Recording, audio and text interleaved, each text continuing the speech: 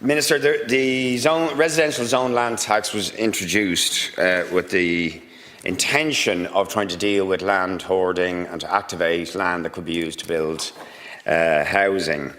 The first liability date was the February 1st this year. Payments were due in by May of this year. So the question set out is how much revenue has been generated, the number of landowners who sought exemptions from the tax, the number that were granted, and the percentage of the overall land covered by the tax that was granted an exemption. So we want to see how effective it is.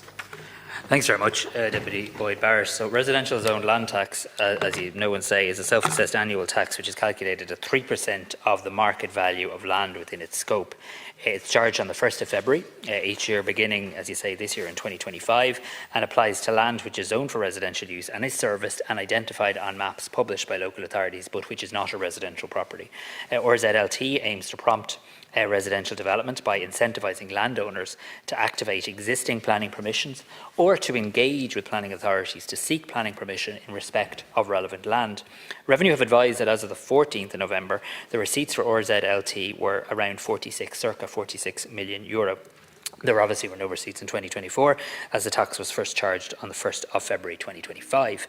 Information in respect to the amount of RZLT declared, the number of exemptions claimed and the total hectares returned, including and excluding exempt land, is published within the October 2025 property taxes report available on the Revenue website. But let me share what I have. It shows that as of the 30th of September of this year, there have been 2,433 registrations for the RZLT and 2,002 returns filed.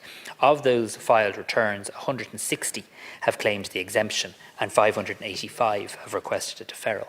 The most common reason to claim an exemption is to request a rezoning of the land, which is allowed for in the legislation, to reflect ongoing economic use. Updated data from relevant local authorities identified 131 submissions which stated that the land subject to the rezoning request was subject to an ongoing economic use. A variation process which recommends rezoning is proposed in 49 of these submissions. In relation to the amount of land, in total 3,597 hectares of land were declared, with 3,283 hectares liable for the tax.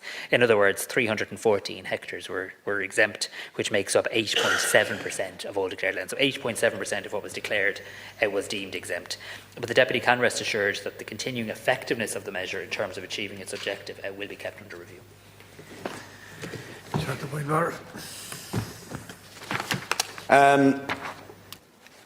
8% was deemed exempt, but am I right in saying it's a significant higher proportion? Just to understand what you said, a significantly higher proportion has been deferred. Correct.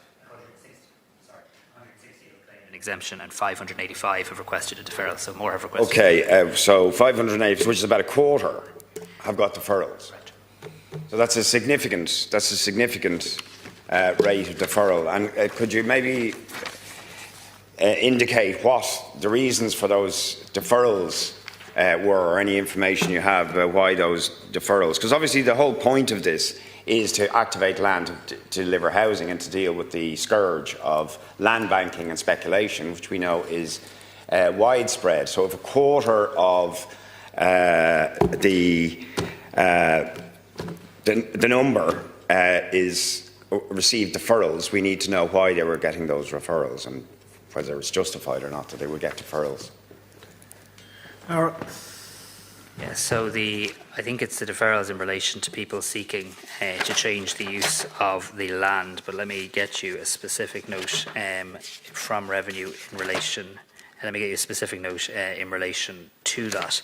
But this is a tax. I mean, my view on this is it's working reasonably well. I mean, we had, and indeed I know the other questioner here, and Deputy O'Gorman, would have pushed for this and would have been a very active supporter of this within the last government. We did bring it in, and we are seeing some encouraging signs, because the CSO, you may have seen last week, I think the CSO had a report published that showed the number of transactions of RZLT, of RZL land being significantly up in 24 and 23.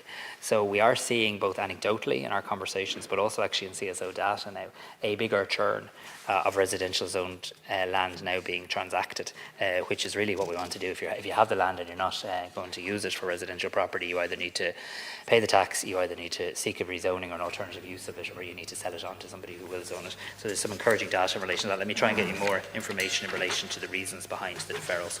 Yeah. And actually now, as I reflect on the figures, I mean, the big purpose is precisely to activate the land and deal with land hoarding. So if 3/4 of the people paid it, then that means they're not acting on it.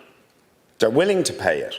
And we have said from the outset that we thought 3% was too low, because the appreciation and the value of land that you're sitting on is probably in excess of 3%, significantly in excess of 3% at the moment. So it can still pay for land speculators and hoarders to just sit on land. They pay the tax, as it would seem they are paying the tax, but they're still making money off the land because its value is going up, which suggests we need much more aggressive measures in order to deal with land hoarding by people who are trying to profiteer from the housing crisis. In my new role, not to muse on tax changes outside of a budgetary process, other than to say that we do continue to keep the effectiveness of the tax under review, and we'll continue to review it in advance of budgets. Our view, though, is we have a tax in place now in relation to taxing residential zoned land where there is not a residential property on it. We have put a system in place, and I think this was important. I mean, a farmer using it for ongoing economic activity was never what any of us were trying to do, and there were teething issues, if I can put it like that, in relation to that. So providing a mechanism for people who have that ongoing economic use is something I think we're all fine with. It's appropriate. I think that's working its way through the system as well. As you say, this is the first year of it, and we're seeing revenue from it of about 46 million euro here. But the aim here isn't to see, a bit like the earlier question, the aim here is to see change behaviour and people not land hoarding in a housing emergency, and we continue to keep the effectiveness of it under review.